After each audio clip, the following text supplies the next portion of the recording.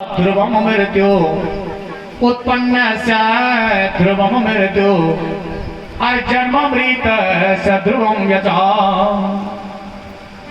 सर्वथा मरणोत्पन्ना सर्वेषां प्राणिनां किला। है बेटा, जो जन्मा है उसकी मृत्यु निश्चित है बेटा, और जो मरता है बेटा उसका पुनर्जन्म अवश्य। इसलिए है बेटा, संसार में बेटा ऐसा कोई प्राणी नहीं है कि जो आकर के गया ना हो, चाहे देवता हो, चाहे ऋषि हो, चाहे मुनि हो, चाहे कोई भी बेटा जो जन्म देगा वो मरेगा। ऐ महिष कोई और वरदान मांग। महिष बोला, अगर आप मुझे वरदान देना ही चाहते हो पितामह, ऐ ब्रह्मा, देखो राक्षसों ने कितनी बड़ी तपस्या की लेकिन उसका सदुपयोग नहीं कर पाए, तो भगवान कहते हैं कि हमने तुम्हें ये शरीर दिया ना, तो इस शरीर को पा करके ये सामना विद्यान ततो न दानम, आपने अगर इस शरीर को पा करके जीवन में इसके लिए क्या किया, केवल माँ के गर्भ में आई, 9 महीने तक माँ को भी कष्ट दिया, और उसके बाद भी इस धरती माता की भार बनी और भार करके पृथ्वी छोड़ करके चले गए।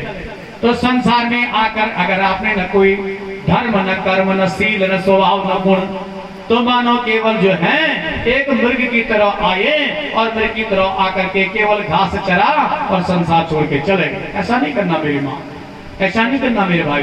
क्या करना? उस प्रभु का चिंतन करना। बोले, ए महिष बेटा, जो जन्म लेता है वो मरता है बेटा, बोल बेटा तुम कौन सा वरदान चाहते हो? तो महिष ने कहा, न देवान मानुषा दैत्यान, न देवान मानुषा दैत्यान, अरे मरण में पितामह, अरे पुरुषान न में मृत्यु, अरे पुरुषान न में मृत्यु, अरे माँ का नहाने ससे। है पितामह, है ब्रह्मन, अगर आप मुझे वरदान देना ही चाहते हो तो पिताजी, हे ब्रह्मा जी, ऐसा वर दिए कि मेरी मृत्यु किसी मनुष्य से न हो, किसी पशु पक्षी से न हो, किसी दैत्य कुल के बालक से न हो, और अगर कभी मुझे लड़ने का मौका मिले या कोई मेरे साथ भिड़ने को चाहे, तो कहीं अगर कोई स्त्री आ भी गई तो क्या वो तो अबला है, उस स्त्री का तो मैं कुछ हूँ, वो हमारा कुछ नहीं कर सकती, वो हमारा कुछ बिगाड़ नहीं सकती।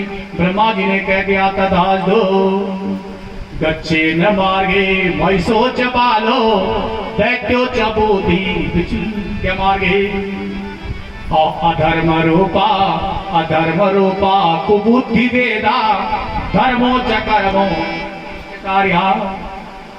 उसने क्या किया?